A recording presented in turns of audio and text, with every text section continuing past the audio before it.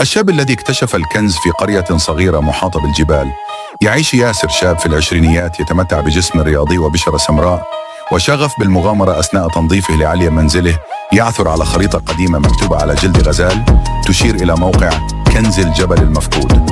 يقرر ياسر اتباع الخريطة فيحزم مؤونته ويرتدي ملابس بسيطة، قميص وسروال بني ووشاح أحمر، وينطلق في رحلة نحو الجبل. خلال الرحلة يواجه تحديات خطيرة: عبور نهر جار على جسر محترق، وتسلق صخور شديدة الانحدار، ورياح عاتية كادت أن تفقده الخريطة، لكن إصراره يدفعه للاستمرار.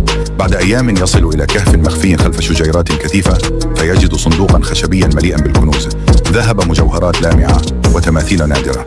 يعود ياسر إلى قريته لا ليغني نفسه فحسب، بل ليحول الكنز إلى مشاريع خيرية، بناء مدرسة وعيادة طبية، ملهما أهالي القرية بشجاعته وعطائه.